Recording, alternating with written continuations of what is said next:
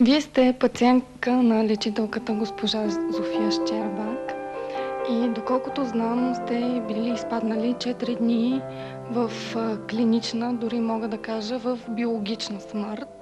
Какво почувствахте, какво видяхте, в какво състояние бяхте през тези дни? Ами да, наистина съм пациентка. Когато бях в клинична смърт, първо имах чувството, че съм в някаква дупка, имах чувството още, че ме тегли надолу. В тази дупка се тегля надолу, потъвам. Вече не знам колко време, това не може да се определи.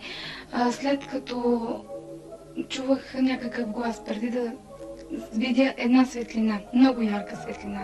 Преди да видя тази светлина, чувах глас, който ми повтаряше името. След като вече излязах на бялата светлина, тя беше много заслепяваща. Много силна светлина, с просто око не може да се види. Тогава тръгнах нагоре да се движа. Стигнах някъде по средата. Имах чувство, че има още път нагоре, но аз съм по средата. Тогава гласът, който ми говореше, ми повтаряше, че трябва да се върна на земята. Хората, които са около мен, ме обичат. Че трябва да разбера това нещо. И тогава, когато разговаряхме, този глас аз не мога да го определя. Просто беше някакъв глас. Не знам дали е мъжки или женски глас. След което, когато разговаряхме, около мене имаше цветове. Много ярки цветове. Разбрах, че тези цветове изразяват енергията, пътя, по който аз съм говорила с лечителката Зофия Щербак. След този разговор се поразвъртях малко, но останах на това място, след което имах чувството, че аз разговарям с Господ, с Бог, който ни е създал. Той по същия начин, както предишния глас, но този глас беше малко по-различен и него не мога да определя точно. Този глас ми каза, че аз трябва, като се върна на земята, трябва да започна всичко от начало, целия си живот и най-вече с истината. От сега нататък да казвам само истината и още ми доказа този глас, че с истината човек може да постигне много неща. Макар че повечето от хората мислят, че това е невъзможно. Този глас също така ми каза, че аз имам мисия, която трябва да изпълнявам, а тя е да помагам на хората. Да им помогнат да разберат, че има някой за нас, който мисли, който иска ние да сме добри, за да можем да постигаме това, което искаме с доброта, да бъдем много по-добри, за да можем по такъв начин да определиме по-нататък на своите ценности. Сега, когато се върнах вече на земята, след този разговор, бях още в болницата и когато си отворих очите, аз не ме заболя от светлината, която беше, лампите, които бяха над мене, защото светлината, която бях видяла преди това, беше много по-силна. И искам да кажа на хората, които си мислят, че са сами на този свят и че никой не мисли за тях и че по-добре може би да направят нещо, от което ще съжаляват някой ден. Искам да им кажа, че те трябва първо да разберат, че Господ ги обича, че Той никога не ни е изоставил и никога няма да ни изостави. Той винаги е с нас. Трябва само дълбоко в душите си да откриеме този момент, за да разбереме. Разбрах, че аз трябва да живея, защото имам мисия, която трябва да изпълнявам. И ще се обърна към всички хора да се обичаме, за да бъдем много по-добри и да разбереме ценностите, които преживявам. Аз съм на 9 години и съм дошла при лечителката Щербак, защото едното ми око е отслабнало. В ИСУ лекарите ми предлагаха операция, само че ние не се съгласихме. В първия сеанс виждах третия ред, а след четвъртия виждах последния ред. И съм доволна, че лечителката може да ми помогне. И бих искала да продължавам да идвам при нея под наблюдението на лекарите в ИСУЛ и Медицинска академия. Казвам се Георги Цанов Георгиев. Съпругата ми преди 8 месеца почина от мозъчен тумор. След изследвания, направени на магнитен ядрен резонанс на дъщеря ми Вероника, се оказа, че има централен тумор, засягащ почен нерв. Лекарите гаранции не дават само много проследяване. Обърнахме се за съдействие към лечителката госпожа София Щербак. След няколко сеанса, които са потвърдени от снимка от магнитно-ядрен резонанс, се оказаха големи подобрения. Моя призив е на класическата медицина да оказва съдействие на народната медицина и на такива лечители като госпожа София Щербак, защото тя ни е последната надежда. Казвам се Зорница Василева, на 22 години, от София съм. Дойдах с диагноза множествена склероза. Медиците след намесата на Зофия Щербак установиха, че няма плаки в мозъка, което е основно за тази болест. При нея дойдех чрез директор, който ходех при него за спонсорство за Авонекс да се лекувам. Даже имам позната, която слага 2-3 месеца, но вместо да се подобри, тя се влоши. В момента даже не може да ходи, не може да говори, а аз се чувствам много добре. Даже изкарах курс по компютърна грамотност и английски уча в момента и много добре. Бих учила и икономика даже. Висша. Каква сума ти искаха за Авонекс? $900 на месец, като лечението да продължи 2 години. Какво ти беше състоянието преди да идваш при нея и какво беше след това? Преди да дойда, чувствах тръпнене в лява ръка, падане на ляв клепач, а сега въобще нямам такива проблеми. Чувствам се много добре, ръката, изцяло. Можеш ли да ходиш самостоятелно преди сеансите? Не, идвах с майка ми, която ме придружаваше, защото просто залитах. След кой сеанс спря това залитане? Втория, третия сеанс вече самостоятелно почнах да идвам. Казвам се Радка Христова Качунова. От град Казанлък съм. Преди около 10 години заболях, в което ми беше открито тумор с големина около една детска главичка. Бях предложена на операция, но след операцията ми казаха, че съм безнадежна. Професор Черноземски, една комисия, ме изпрати при лечителката Зофия Щербак, която тя ми помогна и благодарение на нея съм жива и до днес. Благодарим им много. Нека бъде жива и здрава, дълги години да лекува и помага на хората. Казвам се Евелина Йотова, на 28 години от Бургас. Преди 10 години ми бе поставена диагноза множествена склероза и аденом на хипофизната жлеза. След 3-месечно лечение при лечителката Зофия Щербак съм напълно излекувана, което е доказано с медицински изследвания, които са проведени в София.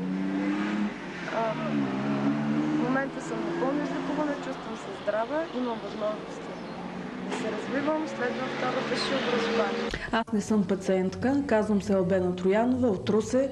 Детето ми е с диагноза прогресивна мускулна дистрофия, форма на Дюшен. Когато преди 4 години установиха заболяването на детето ми, започнаха и ходенето по мъките на нашето семейство. Ходила съм почти в цяла България при звани и незвани лечители. От пресата научих за Зофия. Преди 1 година започнахме, детето е по-добре.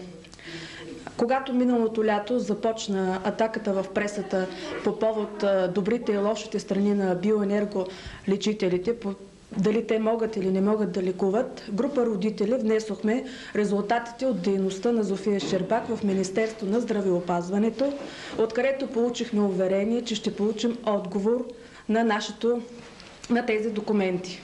До сега отговорът е следният, че ще се разгледа случая на Зофия Щербак и нищо повече. Крайно време е Министерство на здравеопазването да регламентира правилата на играта.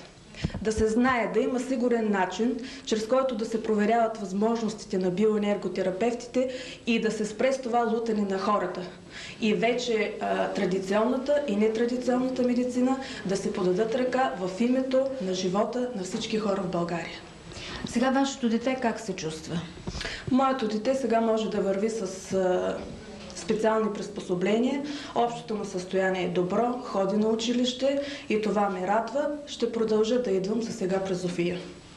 Защото традиционната медицина предлага само едно поддържане с витамини и нищо повече. Казвам се Кристина Филипова. Детето ми е болно от прогресивна мускулна дистрофия Дюшен. Заболяването се откри преди 5 години при доцент Озунова в педиатрията. Традиционната медицина не лекува такъв вид заболяване.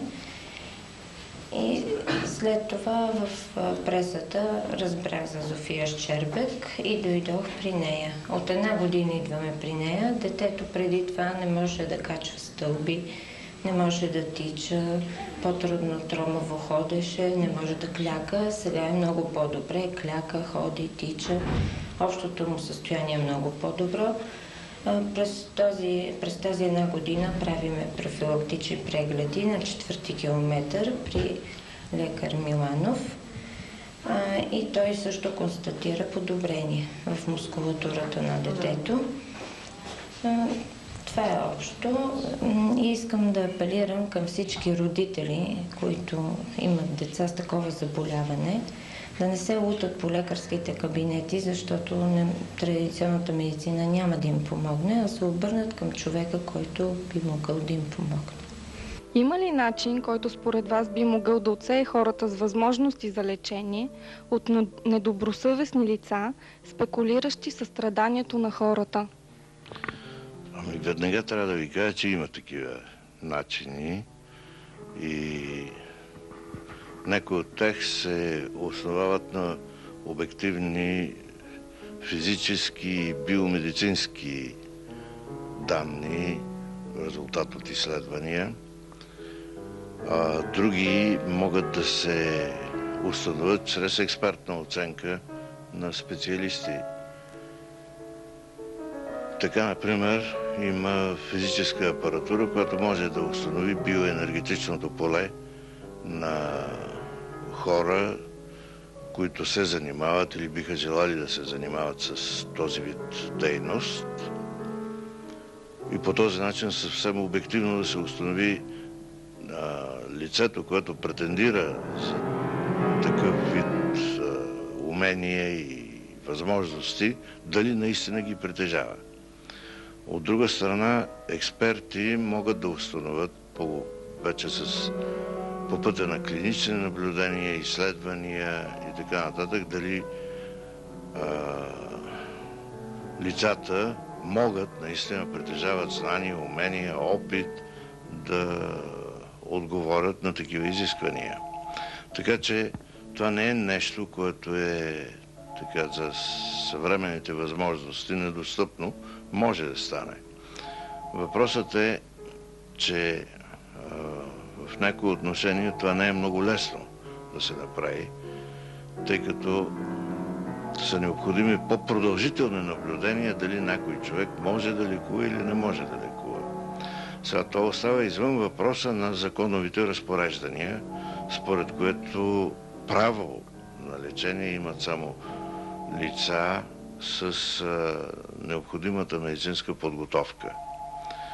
Но така или иначе, наличността на хора, които лекуват и могат да лекуват, е вън от всяко съмнение. Има такива хора и ние не бива да се затваряме очите пред това и, нали, както казват шопите, такъв звер няма. Напротив, такива хора има и по някакъв начин те принасят полза и по някакъв начин би трябвало техната дейност да се регулира, регламентира и да се установят правила на поведение. А по-конкретно за бъдещия закон за природолечителите, ще има ли това сътрудничество между лечители и лекари? Функцията на природолечителите се предполага, аз не мога да кажа със сигурност за бъдеще как ще бъде, да бъде включена в един закон за общественото здравеопазване, който идва сега на дневен ред, след приемането на фундаменталните закони за здравната реформа, но както казах и преди малко, ние не може повече да се затваряме очите пред възможностите на тази вече не знае какъв термин да употребя, нестандартна, алтернативна, комплементарна и така нататък медицина. Но неминуемо въпросът, така да се каже, чука на вратата и неговото решение трябва да намери изход, така както намира изход в други държави, в Западна Европа и в Великобритания, в Германия, в други страни и в Съединените щати. Просто нашето законодателство в това отношение трябва да формулира категорични постановки, нали, да се сложи един вид ред в тая област. Сега, разбира се, че от известна гледна точка на науката не би могло да се вземе сериозно една претенция: лекувам 273 болести, развалям черна магия, правя бяла магия, говори се за зелена магия и така нататък. Няма такъв клиницист, който да може да лекува 273 болести. Няма такъв специалист, нали, универсален. Така че в това отношение оценката трябва да бъде много категорична, много добре определена и въведена по законов път.